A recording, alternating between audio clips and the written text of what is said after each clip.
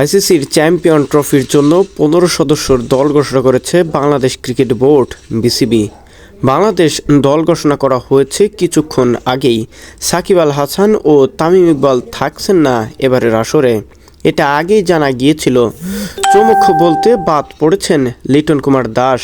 ওয়ানডেতে লিটনের সাম্প্রতিক পারফরম্যান্স মনে রাখলেও অবশ্য এটিকে চমক বলাটা ঠিক হবে না।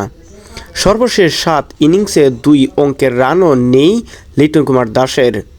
চ্যাম্পিয়ন্স ট্রফি থেকে যেদিনই শুনেছেন বাদ, ঠিক সে ম্যাচেই রাজশাহীর বিপক্ষে দুর্দান্তভাবে সেঞ্চুরি করে তাক লাগিয়ে দিয়েছেন পুরো ক্রিকেটের দুনিয়াকে। বিপিএলে সেঞ্চুরি তো করেছেন বটেই, ইতিহাসের প্রথম পার্টনারশিপ গড়েছেন তানজিদ হাসান তামিমের সাথে।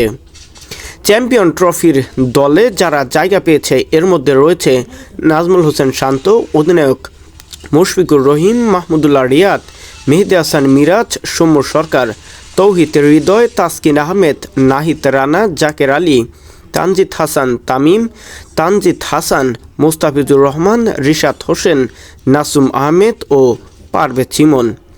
এদেরকে নিয়েই এবার চ্যাম্পিয়ন ট্রফির মূলত দল ঘোষণা করা হয়েছে। আর লিটন কুমার দাসকে কেনই বা বাদ দেওয়া হয়েছে সেটারও ব্যাখ্যা দিয়েছেন বিসিবি বস। সাকিব আল হাসানের বোলিং অ্যাকশনের পর তাকেও বাদ পড়তে হয়েছে শুধু ব্যাটিংয়ের জন্য। শুধু ব্যাটার হিসাবে তাকে রাখা হয়নি দলের মাঝখানে।